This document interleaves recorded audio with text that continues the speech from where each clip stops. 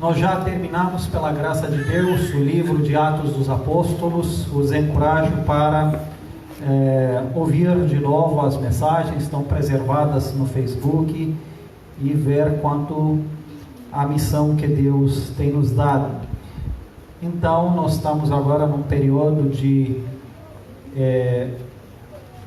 pregações mais temáticas, enquanto não há uma escolha definitiva sobre o novo livro para se estudar. Enquanto estava pensando sobre isso, sobre essa noite, aquilo que Deus está querendo falar à igreja, pedindo a sua orientação, no meu pensamento fui levado a entender os nossos tempos, a nossa história como igreja, e agir sabiamente. Muitas vezes nós somos ansiosos ou temos problemas por não ter uma visão correta de algumas coisas, não ter uma interpretação e visão correta de Deus, das suas palavras e das suas promessas, e também da realidade da igreja, entre outras coisas. Eu gostaria de falar um pouco sobre isso nessa noite, lendo Romanos capítulo 8, de versículo 31, até 39, que é de fato o término do capítulo. Então, Romanos capítulo 8, versículo 31 a 39. E, meus amados, uma teologia correta, uma visão bíblica sobre Deus, sobre suas promessas, sobre a vida cristã, é o que nos leva a uma prática, ou pelo menos tecnicamente temos a chance de ter uma prática correta. E muitas das vezes nós deixamos do lado aquilo que as próprias Escrituras diz de Deus, de sua palavra e da igreja, e começamos a interpretar as coisas através da realidade externa e visível e imediata. Nós começamos a olhar para aquilo que acontece, para a experiência, e deduzir, portanto, as coisas. E não basear mais a nossa mentalidade, a nossa forma de pensar naquilo que está escrito. Isso é muito perigoso, porque a realidade, ela pode nos enganar, ou podemos a interpretar errado, sem saber de fato como Deus usa, e para que Deus usa os tempos dentro dos seus propósitos. Então é muito perigoso nós olhar para fora das Escrituras e ter assim baseado nossas interpretações, como de fato a maioria fazem. Se você olha hoje em dia nas respostas que muitos cristãos dão a diferentes questões, inclusive questões de emergência atuais, até nessa pandemia, são respostas que não tem nada a ver com aquilo que está escrito. Eles tentam fazer a base daquilo que está fora. E, meus amados, nossa base de pensamento deve estar fundamentada nas Escrituras. Então vamos ler esse capítulo e olhar um pouco mais em detalhes sobre essas coisas. Que diremos, pois, à vista dessas coisas? Se Deus é por nós, quem será contra nós?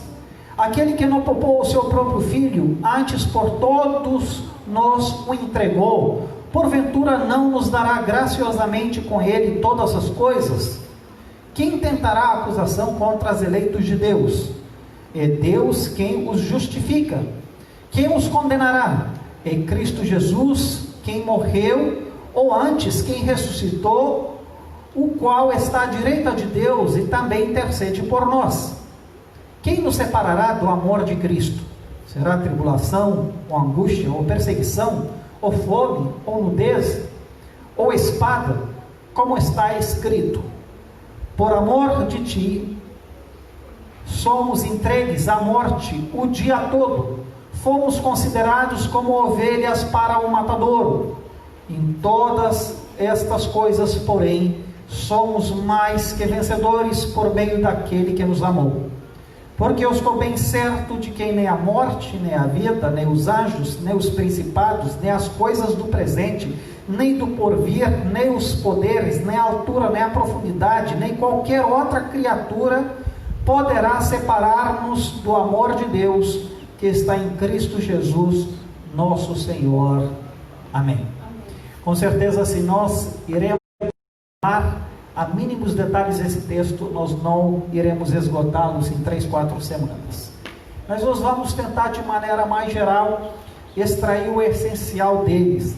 E esse capítulo, ele vem encorajar, de fato, os cristãos em meio a tensões e quanto à questão da perseguição cristã, quanto àquilo que reflete a segurança da vida deles.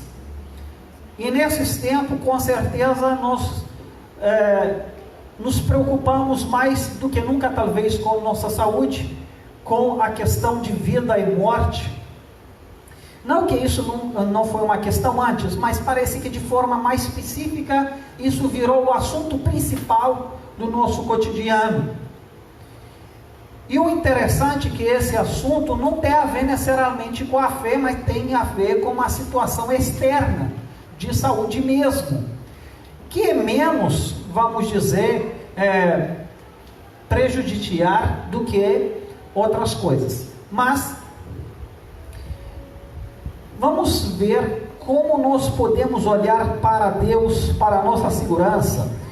E a primeira coisa que nós percebemos é qual é a posição de Deus em relação a nós. Nós sempre esquecemos a posição de Deus em relação a nós.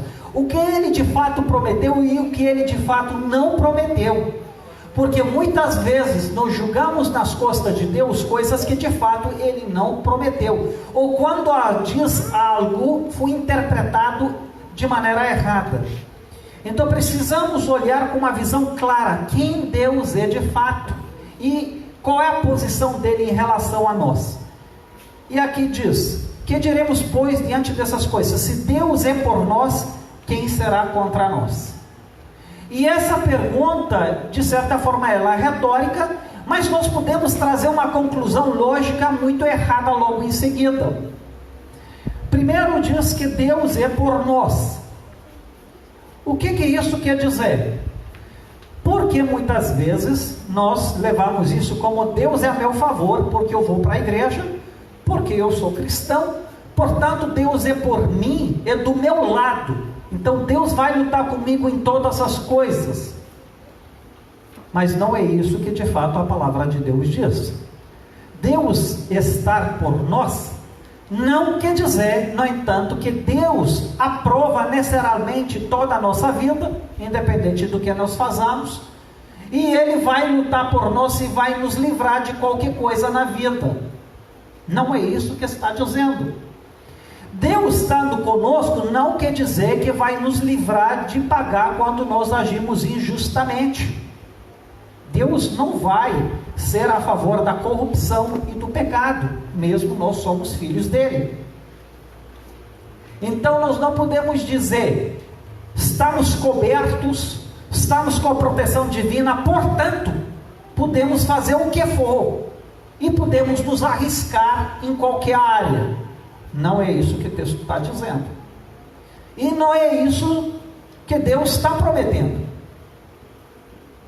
A pergunta é retórica e a resposta é dada mais tarde para mostrar o que quer dizer que Deus está conosco. E nós devemos entender o que isso quer dizer. Porque se nós pararmos aqui e dizemos Deus está conosco, com contato, vai dar tudo certo mesmo nós agimos errado. E não é isso que o texto está dizendo. E depois dizemos, quem será contra nós? Isso o texto não diz, contudo, que ninguém será contra nós. Mas diz em outras palavras, dentro do contexto, quem será capaz de levantar-se, no entanto, contra nós, nos afastar daquilo que Deus fez por nós em Cristo. E tem a ver com a obra de Cristo justificadora na cruz, quando nos salvou. Não quer dizer que nós fazemos as nossas calfatrufas e quem vai se levantar contra nós? Nós vamos sair ilesos de tudo. Não é isso que a Bíblia está dizendo, meu amado. Não é que ninguém vai estar contra nós. Mas aí se refere à questão da obra de Cristo em nós que a fez. Então nós precisamos olhar direito para os textos e olhar para Deus corretamente. Deus está por nós. Agora vamos pegar pelo lado positivo. Essa é a parte boa do negócio, que Deus está a nosso favor. Deus tem graça e nos ama. Deus agiu em nosso favor contra o nosso inimigo, aquilo que é contra nós. E o próximo versículo fala: aquele que não poupou o seu próprio filho, antes por todos nós o entregou, porventura não nos dará graciosamente com ele todas as coisas? Então ele mostra no que sentido é por nós. Ele já agiu em favor de nós através de entregar seu filho na cruz por nós. Ele entregou seu filho por nós. Nesse sentido, ele é por nós,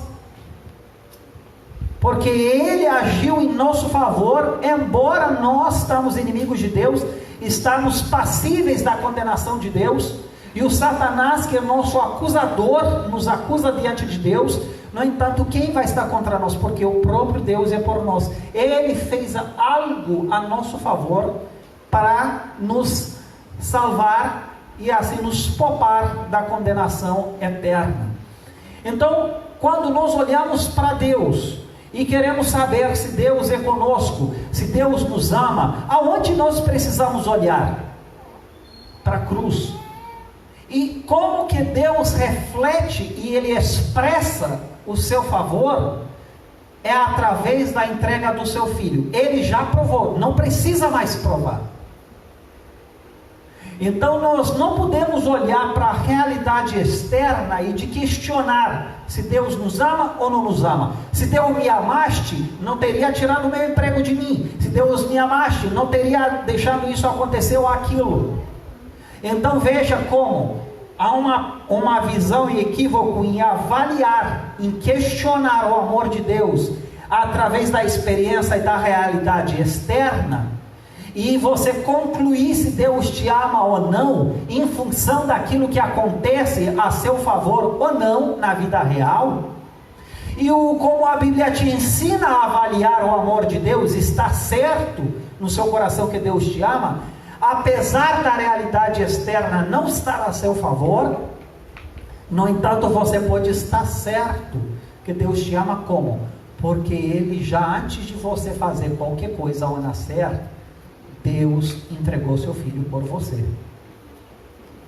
Então, meus amados, aonde que nós podemos estar certo em meio às dúvidas, em meio à escuridão, em meio a momentos quando nada acontece daquilo que esperamos, em meio à preocupação, ao desespero? O cristão tem um amparo na cruz.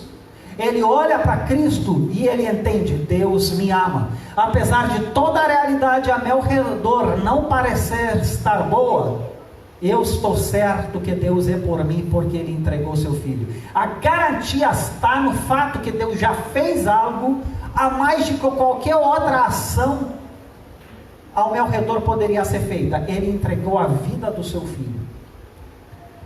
Então, meus amados, avaliar o amor de Deus, avaliar se Deus está conosco, é olhar para a cruz e não na realidade presente. E por que isso é importante? Porque por causa dessas coisas, muitos acabam se desviando da igreja, da fé, questionando ou colocando culpa em Deus, dizendo: eu fui para a igreja, servi a Deus, dei até meu dízimo, se é que deu, né? Mas olha como está a minha vida, olha o que acontece. Cadê Deus? Cadê Deus me abençoando? E é assim que Asaf, no Salmo 73, chegou a um ponto de questionamento. Eu estou servindo a Deus, mas todo dia há amargura na minha vida. E eis os ímpios prósperos, andando bem, sendo felizes. Como que é isso? Eu não entendo. Eu estou servindo a Deus e estou andando de mal a pior. E os outros que estão nem aí com Deus está prosperando. Claro que estão prosperando. Estão roubando, estão fazendo qualquer outra coisa, é claro que estão indo bem. Ué, se eu vou roubar um banco agora, eu também vou ter dinheiro, né? Porque eu acabei de roubar, mas não é que eu mereço, não é que de fato eu trabalhei por aquele dinheiro. É claro que vai ser rico, porque está roubando, porque está fazendo outras coisas. O problema é Porque nós olhamos apenas para o imediato. De imediato, eles estão bem.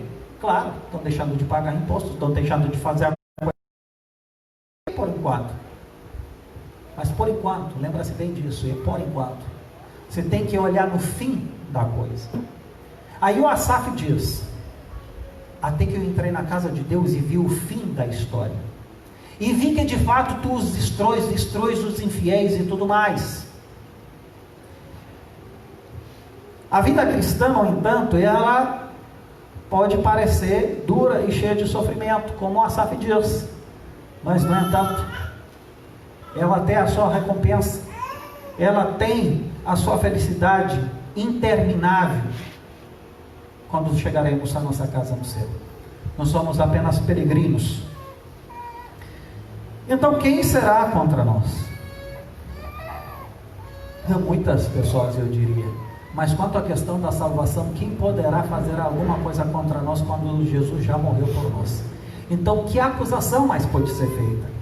E aí ele diz, ele não poupou o seu próprio filho. É engraçado que nós questionamos quando Deus nos dá ou não nos dá alguma coisa, porém esquecemos que ele deu, ele não poupou o seu filho. Como que ainda nós podemos questionar se Deus nos ama ou não?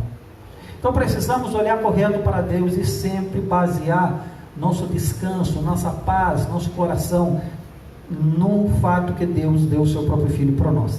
E aí vem outra coisa: porventura, se ele já nos deu o seu próprio filho, porventura não nos dará graciosamente com ele todas as coisas? E aí de novo é uma pergunta retórica, a cuja lógica nós podemos entender errado. Se ele diz que nos dará todas as coisas, portanto, todas as coisas são todas, poderia nos dar. Mas será que se refere a nos dar tudo aquilo que nós queremos, todas as coisas que nós aparentemente precisamos, todas as coisas que nós desejamos? Poderemos isolar esse versículo e levá-lo dessa forma literal mesmo? Porque a prova é que, se você pensar na vida, tem muitas coisas que ainda Deus não nos deu. Então, uma das coisas estão erradas. Ou Deus está mentindo e a palavra dele está errada, ou a nossa interpretação do que ela diz está errada. E com certeza é a nossa interpretação. Mas existe outro texto que nos ajuda a entender isso. Quando diz que nós temos tudo o que precisamos plenamente em Cristo. E aí nós entendemos que quando ele diz não nos dará graciosamente com ele todas as coisas, não se refere às coisas materiais, mas se refere a tudo que nós precisamos para a nossa vida espiritual, para com Deus. Não há nada que nos falta para que podemos servir a Deus e ser frutíferos na obra dele. Não temos falta de nada. Se refere ao fato que em Cristo fomos supridos com todos os dons, com tudo que nós precisamos. Cristo, nós recebemos o Espírito Santo, e Jesus disse isso para os seus discípulos: vocês receberão o poder quando o Espírito Santo virá, e assim sereis meus testemunhas. Em outras palavras, eu os darei aquilo que precisa para vocês poderem fazer o que eu exijo que façam, ser meus testemunhos. Então em Cristo nós temos tudo que nós precisamos. Ele nos dá graciosamente todas as coisas, mas todas as coisas não se referem a uma vida próspera aqui na terra, porque se assim fosse, a história da igreja é uma negação desse texto, porque várias vezes, desde o início, percebemos como os cristãos perderam todas as coisas, foram obrigados a abandonar suas coisas e peregrinar, perseguidos por aí afora, e até hoje em dia é assim. Então não é a isso que se refere. Então não precisamos esperar nesses termos todas as coisas. E todas as coisas se referem a tudo que é necessário para fazer o que Deus quer que nós façamos. E dentro disso, cabe uma porção de um material, no sentido do que nós precisamos. E aí eu vou no texto que diz: procurar em primeiro lugar o reino de Deus, que é espiritual. Em outras palavras, serve a Deus, e tudo que precisareis será dado, será acrescentado. Mas dentro desse contexto, então nós fomos salvos para servir ao reino de Deus. Essa deve ser a nossa preocupação, e não as coisas. E o que precisamos, o que Deus considera que é necessário nos dar, dentro dessa perspectiva de servir a Deus, Ele vai nos dar. Não quer dizer que tudo vai andar bem e vamos ter de abundância tudo só porque servimos a Deus. Mas o que é necessário, o que Ele considera necessário para que a obra dele aconteça, Ele vai fazer. E aí dentro disso existe a nossa visão de contentamento. Paulo disse: temos com que nos vestir e o que comer, isso nos deve ser suficiente. Então, quando entra das questões físicas e materiais, a questão do contentamento é no básico, não é no mais. As outras coisas são dispensáveis, são boas, são legais, Deus dá, mas não são necessariamente pré-requisitos. Eu sempre estranhei uma coisa: por que Deus nisso não descasa o abrigo? Você já parou para pensar? Ele fala de roupa, ele fala de comida, mas ele não fala de abrigo. Por que Ele não fala que isso seria suficiente? Porque isso para nós hoje é essencial. Você já parou para pensar, por que Paulo diz apenas se temos o que comer e o nos vestir nos é suficiente? Porque ele não fala se temos que comer, se temos abrigo e o que nos vestir nos é suficiente? Por que não incluir o lar, o teto? Bom, eu penso o seguinte: em primeiro lugar, a roupa e comida é essencialmente básico para a vida. Vestir o seu corpo e assim não sofrer de calor e frio, e vestir a sua nudez. Comida é básica para o corpo funcionar e viver somente. O resto é totalmente dispensável. No que sentido? E não deve ser uma prioridade, nem mesmo a casa. Não estou dizendo com isso que não é bom você ter um projeto, comprar sua casa, não estou falando disso. Mas não deve ser uma prioridade. Se isso chega a ser um impedimento de servir a Deus, está errado. Deixa eu explicar melhor isso. Eu creio que Paulo disse isso em primeiro lugar porque nós somos peregrinos. Nós não devemos nos fixar e nos criar dependentes de um lugar. Nós somos peregrinos. Em segundo lugar, essencialmente nós somos uma igreja perseguida. Faz parte da nossa essência. A Bíblia diz que se a mim me odiaram, a vós também vos odiaram. Não adianta esperar outra coisa. E eu vos mando como lobos no meio, aliás, eu vos mando como ovelhas no meio dos lobos, no meio do risco. E mais ainda, a missão da igreja não é ficar, é ir, é andar, estar em movimento constante. Idem até o fim dos confins da terra, pregar o evangelho. Então, a igreja tem que viver com a mentalidade de estar disposta a ir, estar em movimento, e não estar condicionada a um lugar. Então, eu creio que Paulo, e Deus através de Paulo, leva em consideração essas três coisas. Primeiro, a nossa natureza de peregrinos. Segundo, a nossa missão. E terceiro, a perseguição possível. Quando nós nos ligamos demais a um lugar, é aí que é o perigo, nós nos consideramos essencial, nós fazemos muito compromissos, no sentido negativo, e negamos aquele que Deus nos chama a fazer. Por exemplo, ao longo da história cristã, e eu lamento que muitos hoje em dia, os cristãos, não conhecem mais a sua história, e encorajo você a estudar a história da igreja. Desde início, desde Jerusalém, logo no início, a gente percebe que quando houve uma grande perseguição, o que aconteceu? Todos foram dispersos por várias regiões. Mas e as casas? Teve que deixar para trás. Teve que deixar para trás. Não tem escolha. Não pode se ligar na casa, porque se liga na casa, o cara teve que negar a fé ou perder a vida de imediato. Teve que escolher. Então, numa época de perseguição, você está livre para ir. Que não aconteceu no Brasil e parece uma realidade distante, isso não quer dizer que essa não é a realidade da igreja, porque em muitos outros países isso acontece com muita frequência. Mas a outra coisa se trata da obra de Deus. Muitas vezes nós não avançamos na obra de Deus porque consideramos muitas outras coisas necessárias.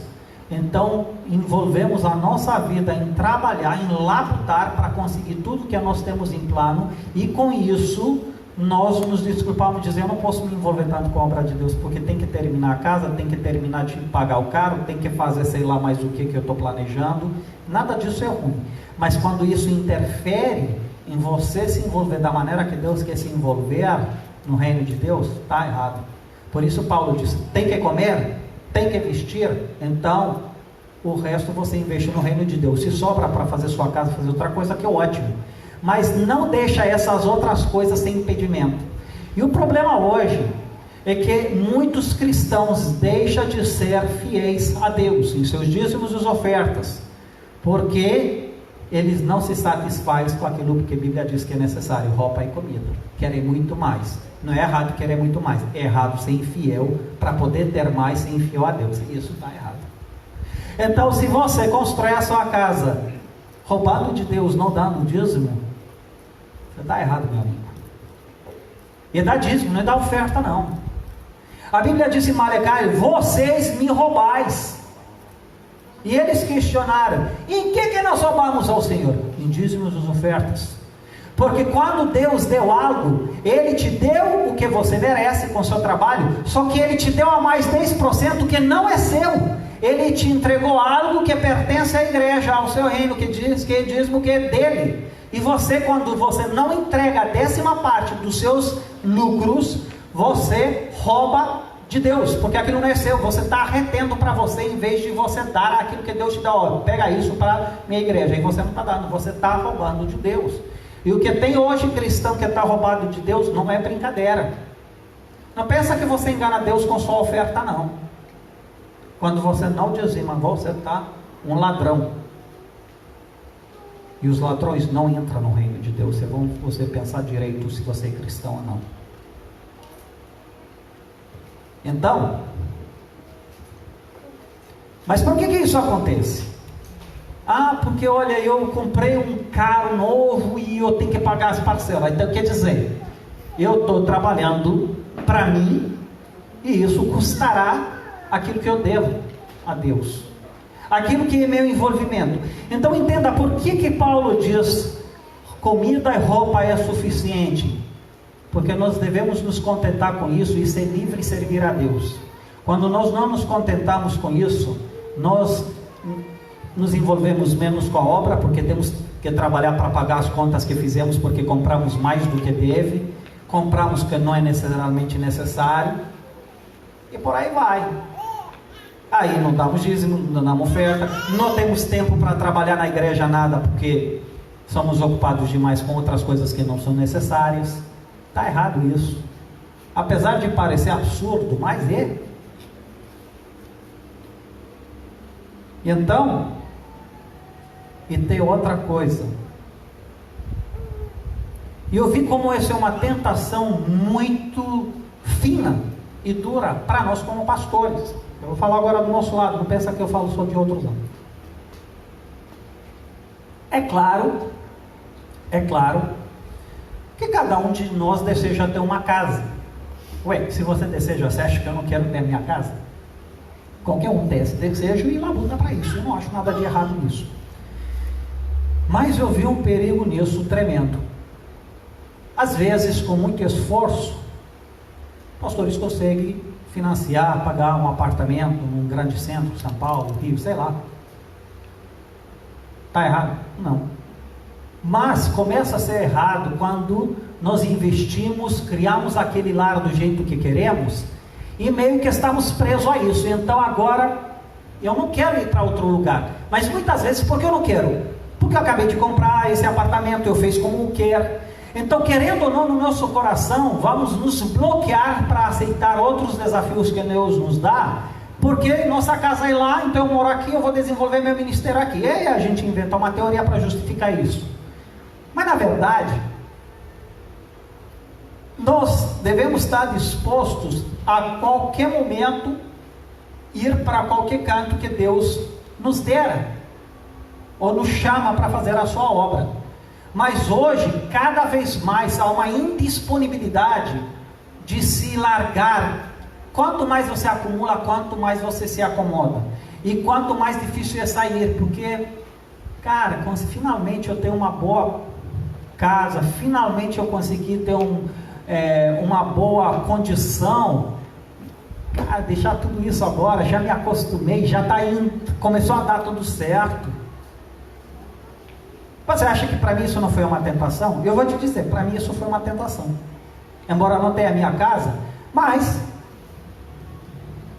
tendo em vista como era quando me casei, que morávamos só num quarto, cozinhávamos aqui na igreja, estendemos roupa lá atrás, me lembro ainda carregar pedras grandes, trazia no carro para botar, para pisar nelas, que não tinha a rachinha que agora tem, porque na época de chuva era um lago e sol, aí estendia a roupa pelas pedras. Que tempos, né? E agora tem uma casa boa, tal, tem um quintal, meus filhos estão bem encaminhados, tal. E agora eu tenho que deixar tudo isso para levar tudo zero, que sei lá como vai ser. É claro que se acomoda, aqui é mais cômodo, já sei fazer as coisas, já estou mais firme, né? Então há essa resistência, essa moleza de querer ir, de querer fazer, porque querendo ou não, você está confortável. Então eu vejo porque Paulo diz isso, porque há sim um perigo quanto a isso, de nós estar dispostos de abandonar o que tem para ir aonde Deus nos deixar. Está disposto a viver na graça dele. Contudo, meus irmãos, não estou dizendo hora nenhuma que você não pode investir, ter uma casa, mas se isso chega a ser um motivo de você não trabalhar na obra de Deus, não se envolver, está errado. Se Deus dá, é lucro, mas não deve ser o propósito da vida. Eu quero ter uma casa? Quero mesmo, mas eu quero não fazer disso um propósito, porque aí eu vou trabalhar para isso, e eu vou moldar o meu ministério para eu poder fazer isso. Então minha preocupação vai ser fazer o que eu quero, a minha casa, no lugar que eu desejo, para eu ter uma vida boa, e meu ministério vai acompanhar meu desejo, em vez de ser vice-versa. A minha vida tem que acompanhar o ministério, e não o ministério tem que me acompanhar. Então isso é um perigo muito grande. Eu quero fazer? Quero. À medida que Deus me dá a oportunidade e me deixa fazer, eu vou fazer. Mas eu quero Deus me preservar, não fazer disso o meu objetivo. Eu posso fazer na Romênia, por exemplo, uma casa? Posso. Mas se eu quero estar livre, se Deus diz, Fernando, eu não quero você aqui, quero você na Eslovênia, ou sei lá, no outro canto, eu quero estar livre de sair, apesar da casa que fez. Se é que vai fazer, né? Eu só estou julgando com uma hipótese. Então, entenda o que eu quero dizer. O nosso contentamento quanto às coisas deve ser no básico, porque nós somos peregrinos aqui. E devemos sempre ser fiéis, e nosso objetivo é investir para a casa de Deus crescer. Não estou falando do prédio, não. Mas estou falando de investir para que a obra de Deus avance. Então, Ele no propósito nos dá graciosamente com Ele todas as coisas. Com Ele. Então entenda no contexto o que quer dizer que nos dá. E aí, versículo 33, ele faz mais claro isso, diz: quem tentará acusação contra os eleitos de Deus? Veja que se está nesse contexto de posição cristã. Quem tentará acusação contra aquilo que Deus elegeu? E veja que a ênfase, é na eleição de Deus. É Deus que fez essa escolha. O peso da acusação não cai sobre nós. Quem vai intentar acusação contra nós, como veja quem nós somos. Somos tão invencíveis, somos tão bons, tão santos, que ninguém pode nos acusar. O acento não cai em acusação. Quem vai levantar a acusação contra nós porque nós somos tão bons assim? A ideia não é essa. Quem vai levantar contra aquilo que Deus elegeu em sua graça? Então, o que torna a acusação ineficaz contra nós, não é nós em si, mas é o fato de ser eleito por Deus. E Deus elegeu. Então, quem vai enfrentar Deus? Por que Ele elegeu isso? Quem vai me condenar? E Deus vai dizer: fui eu que os escolhi, fui eu que quis escolher aquele cabra, e eu paguei por ele. Então, quem vai levantar a acusação contra o que Deus elegeu? A ideia é essa. Não é a nossa segurança, é no fato que Deus, em sua bondade, nos elegeu. E não é que nós fizemos sei lá o que escolhemos a Deus. Por isso que a doutrina da eleição, ela é essencial para a nossa segurança e paz e descanso. Porque o que nos dá segurança é o próprio Deus, a sua escolha a nosso favor. E aí que Deus é por nós. Não é no que nós fizemos. Então, quem tentará acusação contra os eleitos de Deus? Pois é Deus que os justifica. Em outras palavras, apesar de nós somos pessoas que podem ser acusadas de injustiça, de pecado, porque vai me dizer: qual é de vocês aí que não pecou? Qual é? Eu não sou. Porque a Bíblia diz que se nós dizemos que não pecamos, façamos o Deus de mentiroso.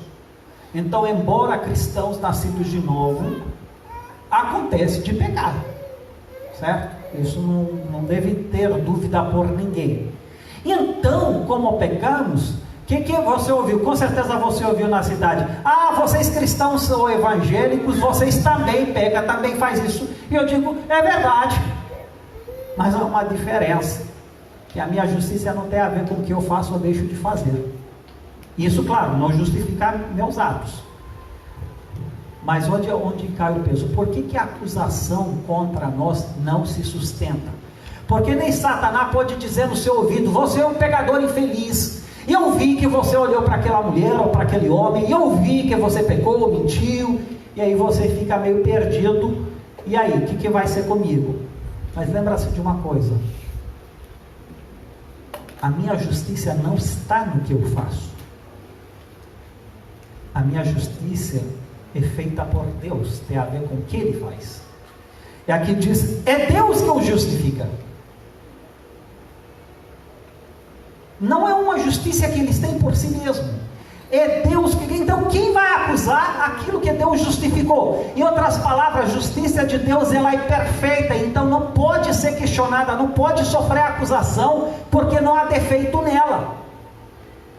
Então, por isso que não há acusação. Não é porque não há acusação em si. É claro que vai ter pessoas que vão acusar. Assim como a pergunta retórica é: quem vai ser contra nós? É claro que vai ter pessoas contra nós. Paulo não quer dizer que não vai ter ninguém contra nós, mas quer dizer que não vai ter êxito por causa daquilo que Deus fez. Por que a acusação? Quem vai levantar a acusação? Que a acusação vai ser verdadeira e vai prejudicar a gente, tendo em vista que nós somos justos perfeitamente mediante a justiça de Cristo. Então não há insegurança. Será que tem alguma coisa que pode me acusar? Não. Por quê? Porque a justiça que me foi imputada, que vem de Deus, que Ele que me justificou, é perfeita, a obra dele é perfeita. Portanto, não há nenhuma acusação. Não há um pedaço que pode sofrer a acusação. Porque se assim fosse, você iria dizer que a obra que Deus fez é imperfeita. Então, o que aconteceu? Cristo não somente pagou pelos nossos pecados, mas Ele também viveu a vida que nós devemos viver. Ele viveu em nosso lugar. Ele viveu toda a vontade de Deus e cumpriu toda a lei de Deus em nosso lugar. Lei essa que deveria ser cumprida, porque pela lei que você é justificado. A lhe justifica seus atos. Então Cristo, Ele foi justo em toda a sua vida. Então aquele que crê nele, lhe foi imputado, lhe foi transferido a justiça de Cristo. para Ele, fui colocado na conta dele. Então nós somos justos diante de Deus mediante isso. Deus nos justificou, portanto, não há medo de ser acusado diante de Deus quanto à sua salvação. E aí versículo 34 entra na questão da condenação. Quem os condenará? Condenará de quê? Se não há nada para condenar. Porque diz que alguém já pagou isso. Então nós não temos mais nenhum débito a ser pago. Aqui diz, quem os condenará? É Cristo Jesus quem morreu, ou antes, quem ressuscitou, acostar à direita de Deus, e também intercede por nós. Então Cristo morreu. É claro, o salário do pecado é a morte. Pecou, morreu. Isso é claro, pecou, você tem que pagar com a morte. E realmente, nossa morte foi paga, foi executada em Cristo. Cristo morreu mesmo, em nosso lugar. Então nós não precisamos mais morrer. É claro que eu não estou me referindo agora que a gente não vai morrer fisicamente, mas nós não vamos ser condenados com a morte eterna. Isso não vai acontecer. Por quê? Porque Cristo morreu. Porque nós já pagamos. Cristo pagou em nosso lugar. Então não há mais condenação. E Ele intercede por nós. Então, até versículo 34, nós temos uma imagem clara da graça de Deus, do amor de Deus que nos assegura a eternidade. Portanto, podemos ter uma imagem correta de quem Deus é. Agora veja como sutilmente passa para a realidade física onde nós vivemos. É aqui diz: quem nos separará do amor de Cristo? Então o que acontece é que nós sofremos com esse questionamento, só que nosso questionamento muitas vezes é errado. Nós temos, por isso que eu falei, nós temos preocupações erradas. É claro que tem que se preocupar de certa forma com a saúde, com essas coisas, mas a nossa preocupação verdadeira e que nos dá paz independente do que acontece, era para ser se de alguma forma podemos ser separados de Deus, se tudo o que acontece pode nos afetar a ponto de não desfrutar da eternidade com Deus. Então, na primeira parte, nós falamos das coisas espirituais, que nada pode nos acusar, condenar, da justiça, coisas técnicas. Na segunda parte, ele fala de coisas presenciais na vida que pode acontecer, que nós tememos, mas devemos estar em paz, porque nem essas coisas têm a prerrogativa de nos afastar de fato do amor de Deus. Então essas coisas não refletem o afastamento de Deus, não refletem o fato de Deus não nos amar ou ser afastado disso, ou separados. E aqui inclui coisas que acontecem na vida da igreja. Será tribulação, angústia, perseguição, fome, nudez, perigo ou espada? Então aqui ele está enumerando coisas reais e possíveis de ir acontecer. E aí que nós devemos ter uma visão correta. Que quando diz que Deus, nós não lemos mais cedo, Deus nos dará todas as coisas, se Deus é por nós, quem será contra nós? E nós podemos interpretar errado. Logo em seguida, apesar de toda essa realidade que Deus está por nós, Ele pode nos deixar passar, porque está escrito aqui, por tribulação pode acontecer? Pode. Então isso é passível. Isso não deve nos surpreender, porque isso é natural de acontecer. Angústia, podemos chegar a momentos angustiantes, sim. Perseguição, quer dizer que a perseguição é passível? A igreja é passível de perseguição? Sim. Pior ainda, fome, nudez, aí está pesado, né? Você está percebendo que fala de fome e nudez entra nas questões mais básicas da vida?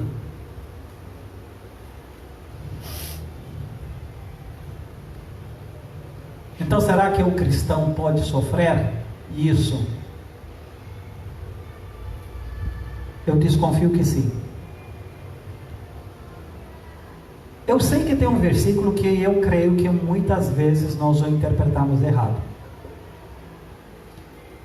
Tem um salmo que diz, Davi diz: fui jovem, envelheci, mas não vi o meu justo, pedindo pão ou sofrendo de fome, alguma coisa dessa. Eu parafraseei porque eu não estou lembrando exato. E nós levamos esse versículo para nos assegurar e dizer: jamais, de maneira nenhuma, nós vamos sofrer de ossos. E eu diria que pelo Novo Testamento isso não é bem assim. Nós não devemos levar o que um salmo diz como uma doutrina ou uma promessa de Deus, porque não é. Davi diz da sua experiência que ele não viu. Ele não diz que Deus diz isso. Você tem que tomar muito cuidado. Então, veja bem, aqui diz que fome e nudez é possível. É possível. O cristão é passível de passar por piores momentos. É possível. E essas coisas podem acontecer por duas razões. Pode ser por nossa causa. Paulo escreve para uma igreja em Coríntios dizendo, não, para Coríntios não, acho que são os de Creta. Paulo escreve em Timóteo para advertir eles quando diz que, eu sei, então agora esqueci do exato, mas quando diz que aquele que não trabalha, que não coma. Então às vezes pode ver a fome porque o cara não trabalha mesmo, é preguiçoso, não trabalha. Então você vai esperar o quê? Mas Deus prometeu que o meu justo... Tem crente que acha que crente pronto, Deus vai chover pão quando ele é preguiçoso, não quer trabalhar mesmo. E Paulo diz: quem não trabalha, que não coma mesmo. Tem que trabalhar, não tem que ser um preguiçoso não. Tem que trabalhar. Então às vezes fome vem sim, e às vezes por causa de você que não trabalha. Agora, é claro que nem sempre essa é a razão. Há tempos quando Deus permite isso, às vezes é por perseguição, e às vezes é por situações adversas. Eu penso na África, por exemplo. É muito difícil dizer por que Deus deixou certas pessoas naquelas condições, mas eu acho que muitas vezes pode ter a ver, eu tenho sempre medo de falar disso, mas pode ter a ver com sensibilizar a igreja, a ser sensível à necessidade dos outros. Deus de fato não é que os deixou assim. Deus deixou o que eles precisam na mão de outros, só que outros são infiéis e cuidar somente da vida deles em vez de cuidar também dos outros. E eu provo isso com as Escrituras. O que a Bíblia diz? Cada um deixa de furtar e trabalha com suas próprias mãos. Mas a Bíblia logo em seguida não diz para você ter com que comer e ter tudo que precisar como fruto do seu trabalho. Porque tem cara por aí que diz: eu trabalhei, faço o que eu quiser com o meu dinheiro. Eu fiz por merecer. Eu trabalhei, por isso que eu tenho isso e aquilo. E com isso ele diz: eu não sou obrigado a dar a ninguém. É aí que você está se enganando, meu amigo. Porque a Bíblia de fato diz outra coisa. Cada um trabalha com suas mãos para também ter o que dá ao necessitado. Em outras palavras, a visão correta do trabalho não é para suprir todos os seus desejos mesquinos, não, meu Senhor. A questão do trabalho é para você e sua família ser suprida, e também você ter condições, sendo abençoado, abençoar o outro. Quem trabalha tem que sempre pensar em si e no próximo, não somente em si. Acontece que no nosso egoísmo de hoje, nós pensamos em salário, em tudo, somente calculando tudo a nós. Nós nunca calculamos uma coisa para pensar em outro. Está errado. O fruto do trabalho é para você e é para também poder ajudar o necessitado. Em outras palavras, Deus te dá condição para você poder ajudar o outro. Você tem que ter em vista a sua família e o necessitado. Se você pensa e calcula seu dinheiro pensando só em você, está errado. Nós sempre devemos pensar em ter a mais, ter uma visão de poder abençoar. E a Bíblia diz: é mais feliz dar do que receber. Dou ao outro, eu trabalho para o outro. Meu amigo, que bom que você tem. Você preferiria ficar esperando para poder receber graça para alguém te dar? Se não é bom que Deus te abençoe e você tem a chance de abençoar o outro? Não, hein? Mas sabe por que nós não abençoamos? Porque temos muitos projetos mesquinhos, só pensamos em nós, e claro que não resta mais nada para ninguém. Sabe por que o povo de Deus sofre de fome e de muitas outras coisas? Porque nós só pensamos em nós. Não há escassez de fato. A infidelidade, a falta de visão cristã. É isso. Então a visão do trabalho é também abençoar o outro. Mas a fome e nudez pode acontecer? Pode sim, Senhor. Pode sim, Senhor. Pode acontecer. Eu estava falando, meus amigos, eu vou fazer uma parêntese, não tem a ver com texto, eu confesso que não tem a ver com texto, mas preguei há pouco tempo em Malaquias pela manhã, e eu falei, acho que falei à noite uma vez,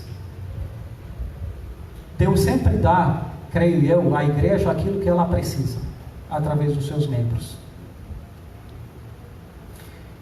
Às vezes quando falta coisa básica, não é por faltar, não é por ser uma igreja pobre, não é por ter menos membros na igreja, é por infidelidade. Nós devemos alguns aluguéis. Mas sabe por que nós devemos? Não é porque nós não temos dinheiro, é porque certas pessoas deixaram de dizimar. Nós fazemos esse cálculo à risca, no papel. Olhamos quando a pessoa mais ou menos dizimava, seria o dízimo dela correto. E a gente viu, teve gente que não dizimou há 9 meses. E nós calculamos todos esses dízimos de todo mundo que não dizimou correto. Fizemos um cálculo e percebemos que o que falta de pagar as faturas é de fato esse dízimo que falta. Então a igreja teria tecnicamente, hipoteticamente, ela teria tudo que precisava. Mas foi a infidelidade dos irmãos. Você é responsável com a sua fatura em casa, mas você não foi responsável com outra fatura que você tem. Como membro da igreja, a fatura é sua também. E você deixou isso para lá. Você roubou esse dinheiro e usou para você, quando você não deu dízimo. É por sua causa que não está pago, não é por outra causa não. Então muitas coisas não acontecem, não é porque elas não existem. Na África não tem comida, não é porque não tem comida, é porque teve muitos que roubaram, e outros países ricos, e que não dá nada para eles. É por isso, é simples. Eu acredito que Deus deixou em abundância para nenhum homem da terra faltar o que precisa. Eu acredito que a terra produz e tem tudo que todo cidadão precisaria. O problema é o coração corrupto, a maldade, a roubalheira. E aí, claro, outros sofrem. Mas não é que faltaria tecnicamente. E a injustiça. Então pode acontecer, agora voltando para o texto, fome e nudez, pode, meu amado. Mas tem outra coisa, pior ainda. Perigo à espada. Então quando Cristo diz isso, é que Ele deixa claro que Ele pode permitir a igreja viver no meio do perigo, e ela tem que ser capaz de entender isso. Nós esquecemos que de fato vivemos no perigo o tempo todo, e não é pelo Covid somente. Essa é uma das coisas. Mas o pior é que no Covid parece que estamos em perigo, agora temos a todo custo comprometer todo o reino de Deus para nos proteger, como não somos capazes de proteger coisa alguma. Eu não estou dizendo que tem que ser irresponsável com sua saúde, mas tem que tomar cuidado de não cair por outro lado, e você se focar apenas em você e dizer, Problema de Deus com o seu reino, com a missão, com outros que morrem indo para o inferno, eu vou cuidar da minha saúde, eu não vou sair, problema da igreja, não vou fazer o que eu quero, ninguém manda na minha vida, nem pastor, nem ninguém, então, cada um por si. Isso não é cristianismo. Cristianismo não é você, indivíduo, individualmente fazer o que você quer, não se submetendo a nada, não se integrando em nenhuma comunidade, não é. Entenda, isso não é cristianismo. Ou você pertence ao corpo de Deus, a comunidade cristã, e anda assume isso, e anda vivendo para o reino de Deus, mesmo isso colocando você em perigo, que seja, desde quando nós vivemos em tempos de paz, nós somos sempre em perigo? É agora que nós estamos em perigo com o Covid? Sempre ficamos em perigo por outras coisas. Parece que nós esquecemos que a história da igreja que é sangrenta. Parece que esquecemos em outros países, como outros são queimados vivos dentro da igreja, na Nigéria, na China. Esquecemos disso, e está ali, está hoje, não é 200 anos atrás. E nós fugimos de tudo. Será que não é tempo de refletir a nossa fé? Ou deixamos os governos, as notícias, o medo do mundo penetrar no nosso coração e dirigir a nossa mente e nossas atividades? Deixamos de ser fiéis a Deus em dízimo e oferta, como ficamos com medo tremendo, agora guardamos todo para nos preservar, para vai que vai faltar, vai que não sei o quê. Que atitude é essa? Não é Deus que sempre supriu. Você acha que seus 10% vai salvar a sua pele se for necessário? Que loucura!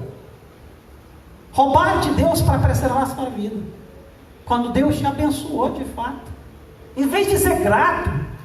E sabe o que mais me intriga? Tem gente que perderam realmente emprego, tem realmente gente que tiveram prejuízos, mas tem gente que não tiveram. Tem gente que ganharam até mais com o auxílio e não souberam ser gratos a Deus. Foram tão cegos. Deus preservou seu emprego. Você não perdeu nada, mas perdeu a sua fidelidade. Então, perigo, espada. Mas se fizermos isso, o governo não vai contra nós. E agora, desde quando nós temos medo de espada? A Bíblia não diz que isso pode acontecer? Quando nós somos fiéis a Deus e pregamos o Evangelho, ou vamos deixar pregar o Evangelho e deixar o governo sempre fazer o que quiser com a igreja? Você não está percebendo o que está acontecendo? Então pronto, vamos fugir da espada. Então abandona a sua fé. Vamos fugir, porque tudo importa é só a vida mesmo, seus palácios e só a vidinha, fazer seus desejos, então pronto. É melhor abandonar logo, porque o cristianismo não vai te servir não, só vai te colocar em perigo o tempo todo. O cristianismo é tudo ou nada. Hoje tem tudo, amanhã pode não ter nada. Deus pode tirar tudo de você, por amor ao nome dele. E agora o que você vai fazer? Lembra daquele jovem que disse que queria muito a vida eterna e tudo mais, era um cara legal, e vem a Jesus e diz: o que eu faço para ganhar a vida eterna? Aí Jesus diz: bom, guarda a lei, faça as coisas, tudo isso eu já fiz. Cara bom, moral, ético, gente boa. Mas Jesus sabia que ele tem um problema, e Jesus não estava necessariamente interessado em ele perder tudo, mas quis revelar, no entanto, o problema dele. Diz: meu amigo, vamos fazer o seguinte, vende tudo que tens. E olha que não tinha pouca coisa não. Vende tudo, larga tudo, se dispensa de tudo, e dá tudo aos pobres. Larga tudo e vem comigo. E Jesus não disse isso somente, disse: no entanto, você vai ter uma recompensa. Mas ele diz: não dá, porque tinha muita coisa. Foi difícil se desfazer para seguir a Jesus. Abaixou a cabeça e foi embora.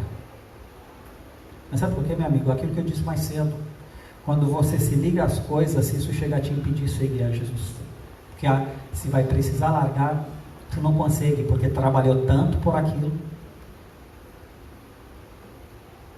E Jesus disse: eu vou te recompensar, meu amigo, você não vai perder no final. mas ele quis a vida da agora. Ele quis ganhar agora, como a maioria dos cristãos faz hoje. E muitos de vocês fazem isso. Vocês só querem ganhar agora. Você é abençoado agora. Então rouba dízimo, rouba tudo. Não vem na igreja, trabalha mais para ganhar mais. E pronto. Vocês ganham mais por um tempo, mas vocês perdem. Você não vai ter nada no céu. Nada. Porque o que vocês querem é agora. Mas aqui diz a espada. Agora, todas essas coisas, por que nós temos medo disso? Porque a falta disso o mundo considera como afastamento do amor de Deus, que como Deus não me ama, aceitar tudo isso. Mas será que tudo isso, nudez, fome, todas essas coisas que são possíveis, e nós não devemos estranhar quando chega, não devemos entrar em desespero e dizer, Deus não me ama, Deus me abandonou, estou perdido. Não, meu amigo, porque aqui diz que, como está escrito, por amor de ti somos entregues à morte o dia todo, fomos considerados como ovelhas dadas ao matadouro. Quer dizer, não se surpreenda com isso, pois a realidade de vocês é que todo dia estão sendo entregues à morte. Aí eu deixo te perguntar, quem entrega você à morte todo dia? De que Paulo está falando que nós somos entregues à morte? Aqui diz que nós somos entregues. Então você vai lutar contra isso? Talvez você nunca pensou isso de Deus, mas é hora de pensar. Ele nos entrega à morte todo dia. Em outras palavras, Ele nos sacrifica a favor do seu reino. Ele mortifica a nossa carne, o nosso ego, todo dia. Ele não se interessa com o que temos. Se hoje Ele quer tirar algo, para que através disso o nome dEle é glorificado, pregado e tudo mais, Ele vai fazer. Em outras palavras, todo dia somos passíveis de perder tudo por amor ao nome de Deus. Todo dia. Ele mesmo nos entrega a esse destino de vida. Então, se Ele nos entrega como ovelha aos matadouros, como que nós vamos evitar essa realidade? Como que nós vamos estranhar as perseguições, o sofrimento, como, ai que surpresa veio sobre nós? Nós esquecemos o nosso destino, somos entregues à morte todos os dias. Então, do que caramba nós estamos fugindo o tempo todo de deixar de vir para a igreja, com medo de Covid e de tudo mais? Se nós já somos entregues à morte por Deus, o que você quer mais? Já Deus destinou você à morte todo dia, está escrito, não sou eu não, está aí. Nós esquecemos disso. A nossa vida está à disposição a ser consumida todo dia para Deus, porque a nossa verdadeira vida não é daqui. Por amor a ti, não é por ódio, não é por Deus não te amar, é exatamente por amor a Deus como os entregues à morte todo dia. Você sabe por que por amor? O que quer dizer por amor de ti sou entregue à morte? Como assim Deus me ama e me entrega à morte? Explica isso. Como que nós podemos explicar o amor de Deus então? Mas deixa eu te falar. O que é que João 3,16 fala? Todo mundo diz que sabe isso. Porque Deus tanto amou o mundo, que fez o quê? O que Deus fez? Amou o mundo e fez o quê? Deixa eu transcrever literalmente assim, bem direito, estilo romano. Deus matou seu filho, entregou à morte. Foi bem assim.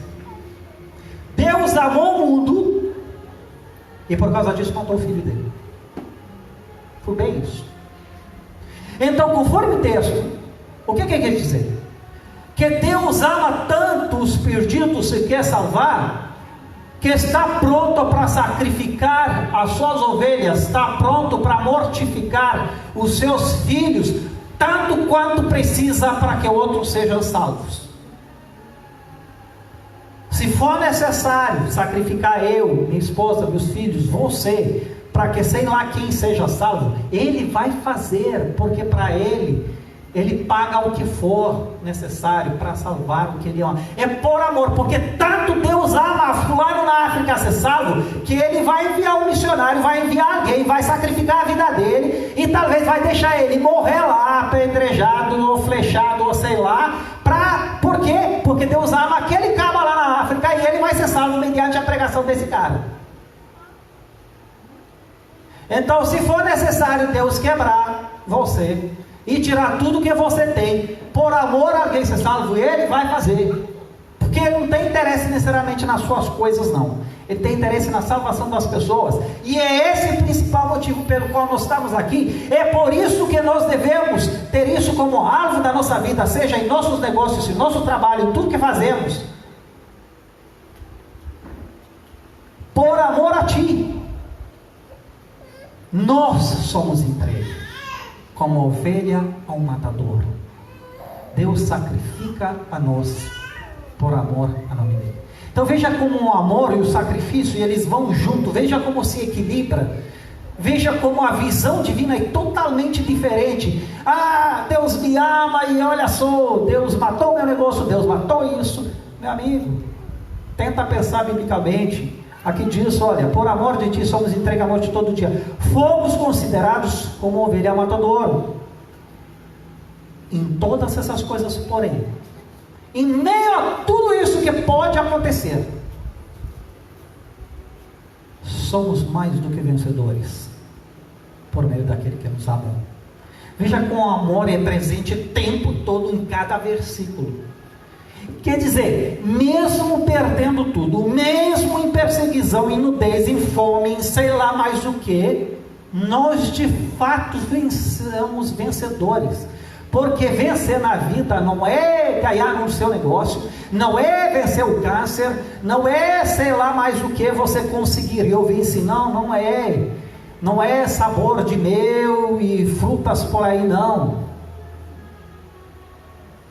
Ser vencedor é viver e morrer pela pregação do Evangelho. Evangelho é pregado a qualquer custo, a perseguição, a fome, a nudez, a espada, a morte, a qualquer custo.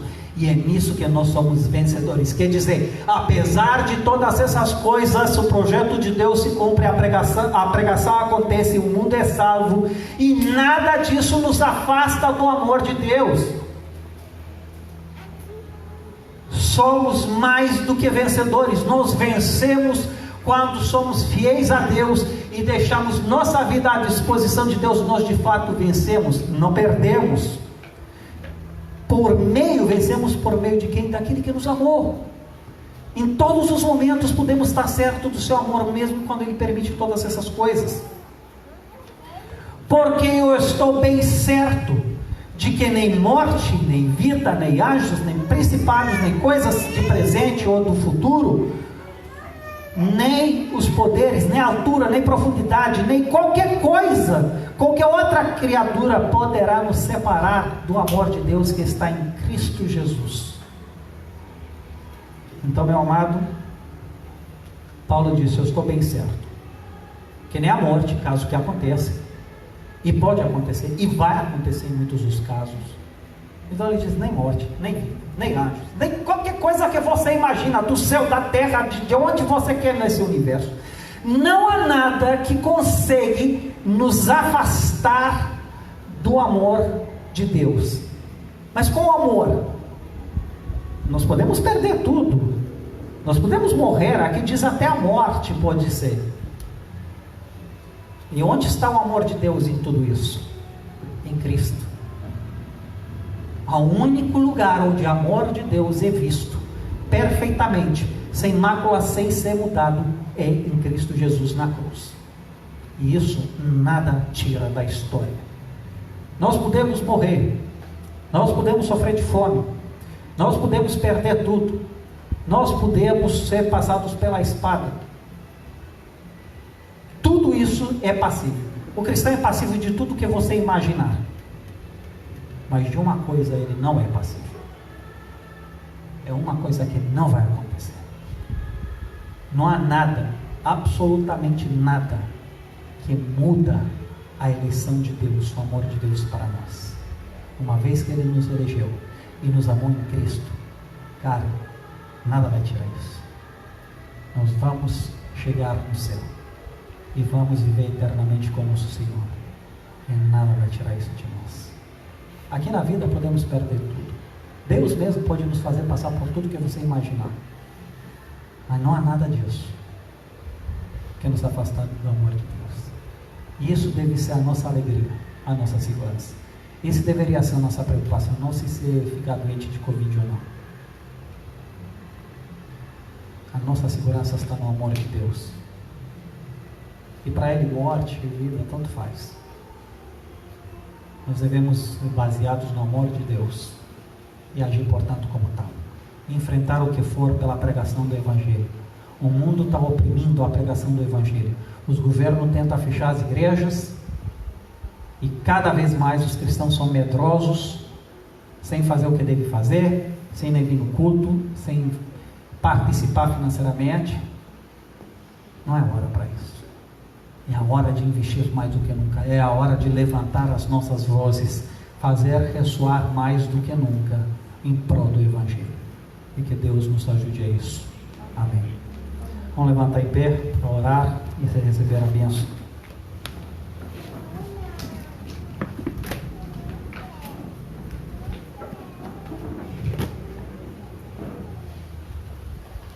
Nosso Pai e nosso Deus, agradecemos ao Senhor pelo nosso Jesus Cristo, seu Filho amado, em qual provou todo o amor com o qual nos amou, entregando Ele a morte a nosso favor. Nós somos gratos por isso, pois nós não merecemos. E pedimos que o Senhor nos fortaleça nessa confiança e nos ajude a ser livres, caso necessário. O Senhor queira usar a nossa vida, as nossas coisas, as nossas famílias, perder o que for necessário, nos ajuda a não temer, mas ter coragem, intrepidez, entregar a sua palavra e estar certo no nosso coração em paz, confiantes no seu amor, que vamos herdar o nosso Senhor Jesus Cristo. Abençoe sua igreja em se arrepender dos seus pecados e se levantar como nunca antes, em pregar seu evangelho, ser fiéis ao tudo que nós devemos ser, e que a graça do nosso Senhor Jesus Cristo, o amor de Deus Pai, a consolação do Espírito Santo nos acompanhe, seja conosco agora e para sempre. Amém.